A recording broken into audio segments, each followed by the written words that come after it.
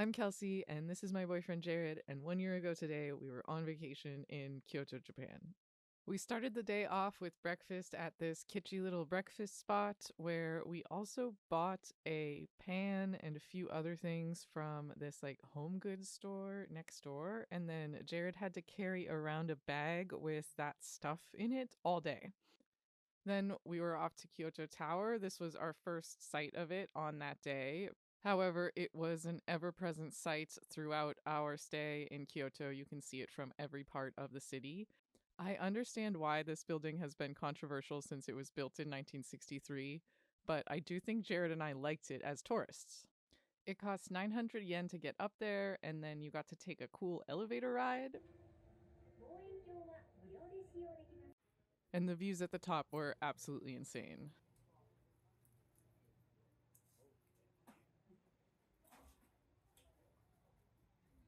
Because it's the tallest building in Kyoto, there is a 360-degree unobstructed view of the whole city. There were binoculars with insane levels of magnification. This is Higashi Hongan-ji Temple, which we go to right after Kyoto Tower in this video. You can see every single place in Kyoto from here, including Nishi Castle, which we went to last video, Kōshō-ji Temple, and Nishi Hongan-ji Temple. We visit both of those later on in this video, and Karamon Gate is in between them. We go to Toji Temple later on this week, and we also go to Ryozen Kannon Temple once we get over to Gion, which is this giant Buddha that we were able to see in the binoculars. Also over in eastern Kyoto is this long, thin building that is the Thousand Buddha Temple that we go to later on in our trip. And way out in the distance was Fushimi Momoyama Castle, which we never made it to, but was an impressive display of the distance that these binoculars were capable of at 7 kilometers or 4.3 miles away. The text in the window on this shot is indicating that Fushimi Inara Shrine, or the Thousand Torii Gate Shrine, is hidden in these mountains over here as well. Kyoto Tower is overlooking Kyoto Station, which I actually think is a pretty interesting building. Everyone looked like little dolls down there, and we managed to catch sight of the Shinkansen coming in.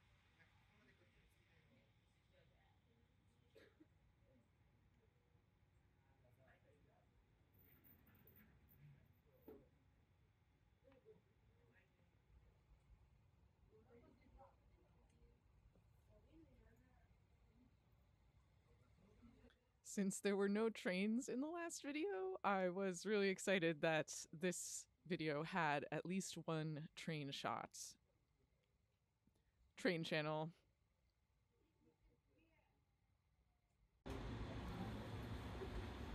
Wow.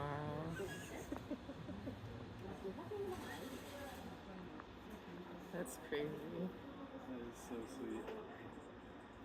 They're having fun. It's cool that you can see them. And then let me show you how far away this is.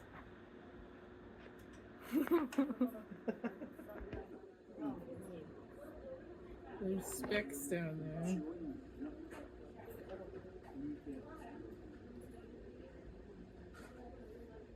Crazy. We had a really great time here, and I felt it helped us get to know the layout of the city. I don't think you should come here if you are very afraid of heights. The viewing platform is 100 meters up, or 328 feet. On the way out, they take your picture like it's a Disney ride, and they try to sell you a bigger version of it for like $10, but we only got this little free version that came with the tickets, and they have you pose like their little mascot of Kyoto Tower. He's so cute, and I think the picture came out really cute too. Should we have sprung for the extra $10? I don't know. There were actually 2 elevators up and 2 elevators down to get to the lookout at Kyoto Tower. For the first down elevator, you're going down like the shaft of the tower, and it had this cool graphic indicating where you were in the tower. You're then let out into this little gift shop area where we got some crushed pennies for our friend Miranda, and we got some gachapons.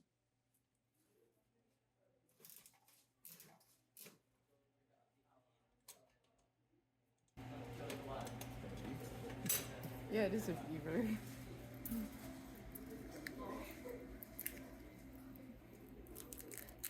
Oh, you got the good one, I think. Yeah, I like them both, but that's the better one. Nice. That's a good one. Cool. Then you have to get in another elevator to return to street level. Kyoto Tower is built like on top of a 6-story building. That elevator was also decorated really cute, and then we headed outside. Back at Starbucks. Pachinko there. Pachinko there. Beer 30. Beer 30. We stopped for some matcha ice pops. It was so hot for our whole trip, and these were so refreshing. Oh yeah.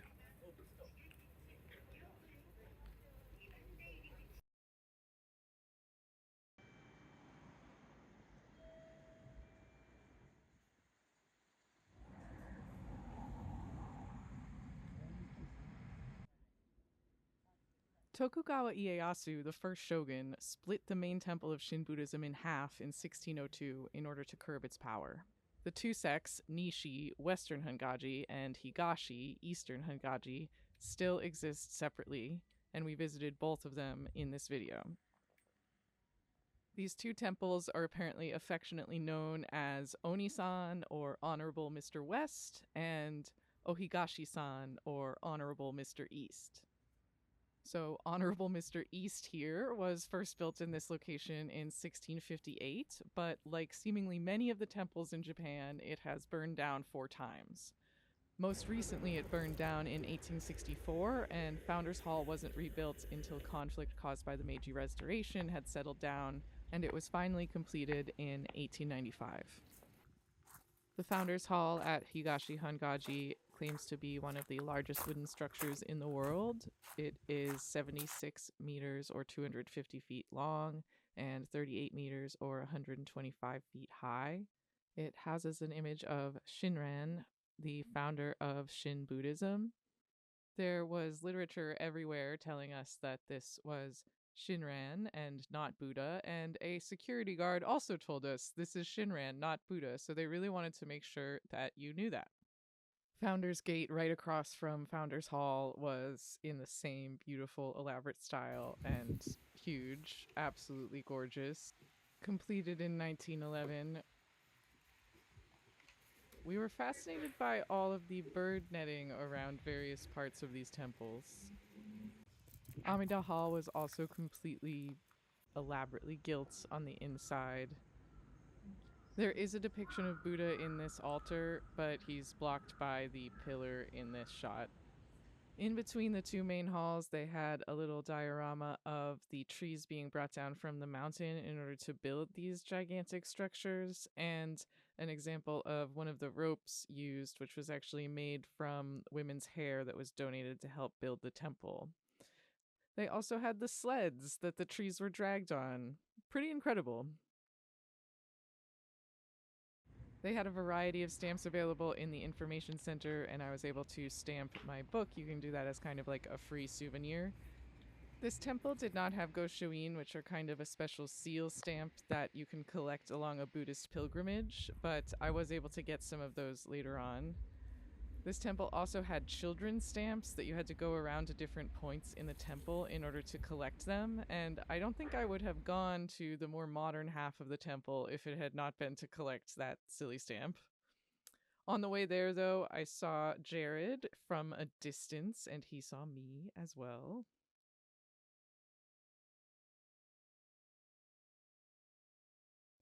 I liked the modern section of the temple. It was this cool cylinder that was filled with an auditorium, very brutalist. Jared was still carrying our morning shopping, and we went to get yakiniku, which is grilled. You grill your own meat.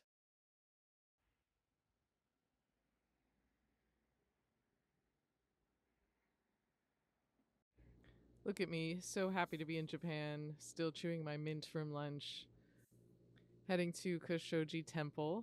Kōshō-ji Temple is the smallest of the 3 temples we visit today, much smaller than the other 2.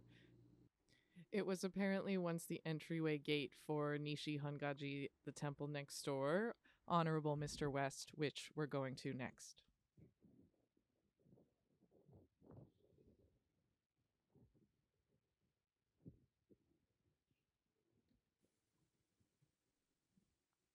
This main hall was built in 1915 after a fire destroyed much of this temple. This bell tower survived that fire. It was built in 1774 and apparently conveys what the temple would have looked like at that time. Really cool dragon statues on the gates of this temple. And I found their commemorative stamps. I was given a heads up to bring my own ink pad to Japan, and I did do that. The ink pad on the left was the ink pad I brought, which still had ink, and the ink pad on the right was the provided very dry ink pad. This hall also houses an image of Amida Buddha. I feel like the decoration in here was more saturated or something than the interior decoration of the other two temples we went to, although not as saturated as Karamon Gate. A Karamon Gate is a type of gate in Japanese architecture, and this one is attached to Nishi Hongan-ji Temple. It's in the alleyway between it and Kōshō-ji Temple that we just came from. It was originally built around 1598 for Fushimi Castle, and after the castle was dismantled in 1623, it was moved here. It is apparently one of 6 structures to hold a National Treasure distinction. The gate has been restored recently, ending in 2021. It took 3 years. They did an incredible job. A replica of this gate was made in 1910 for the Japan-British exhibition, and I discovered that it's still in Kew Botanical Gardens in England. It doesn't have any color on it, though, which is crazy because the color here is everything. There was a little sign next to the gate that told us that this is called the all-day gate because viewers could get lost in all the images there and not realize when the sun had gone down. Jared and I did certainly talk about this gate all day, and we took like 1 billion pictures of it. So I think it held up to its name. And then once we entered the temple, we could walk around to the other side of the gate, and there was even more gloriousness. It's completely covered. Even the inside of it, underneath the roof. Here is Jared next to Karamon Gate because I think he's cute. This is the great ginkgo tree of Hongan-ji. I was extremely impressed with it. It is supposedly 400 years old. I loved how it was held up by all of these posts. It is directly across from the Founders Hall at this temple, which also houses an image of Shinran, the founder of Shin Buddhism. The altar was all shut up when I went in there, though. Also, I know this isn't a defensive castle, but the floors here sounded just like nightingales. So I feel like this is maybe what they mean when they say nightingale floors.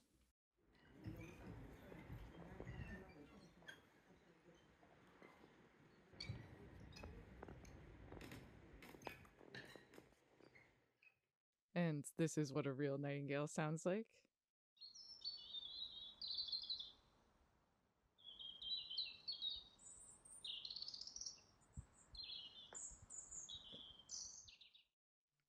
This Founders Hall was completed in 1636 and is also registered as a national treasure. It never burned down, unlike many of the other temples we visit, so it's definitely one of the oldest structures that we saw. In particular, I thought the ginkgo tree was really spectacular.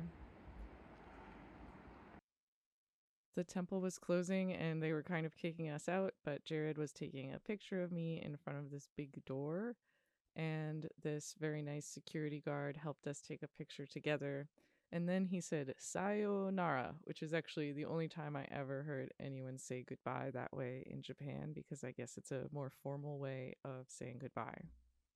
Also of note in this picture is that Jared does not have our shopping bag from this morning anymore. He did lose it in this temple, but he didn't realize that until after we were already home. So we had to go back the next morning to go get that bag. And when I did go back, I was able to catch some monks singing.